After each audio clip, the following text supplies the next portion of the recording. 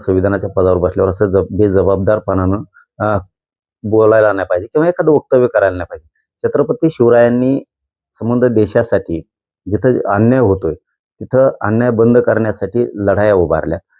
एखाद्या महापुरुषाला किंवा एखाद्या संताला एखाद्या जातीत तोलणं योग्य नाही. परंतु आता या भाजपच्या काही लोकांना अशी सवय लागली मतासाठी आणि सत्तेसाठी हे कोणाला काही पण जोडतात आणि मतासाठी त्यांच्या त्या राजकीय लाभापोटी ही विनाकारण जात जोडली जाते.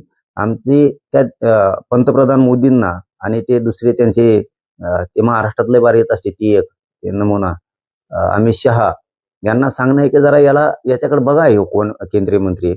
महापुरुषांना तुमच्या फायद्यासाठी असं तोलू नका म्हणा. त्याला त्याचं स्टेटमेंट माघारी घ्यायला लावा. नसता राज्यापासून देशापर्यंत निषेध जर एकदा सुरू झाले तर त्याचा फटका तुमच्या भाजपला देशभर राज्यभर महाराष्ट्रात सुद्धा बसू शकतो.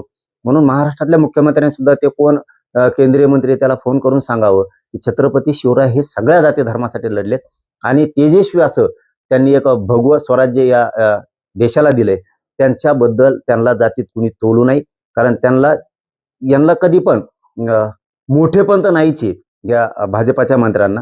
परंतु हे जातीत तोलून संकुचित यांची जी वृत्ती ते बंद करा आणि त्याचं स्टेटमेंट मागे घेण्यासाठी देवेंद्र फडणवीसांनी सुद्धा तातडीनं सांगावं. नसता भाजपाच्या विरोधात पुन्हा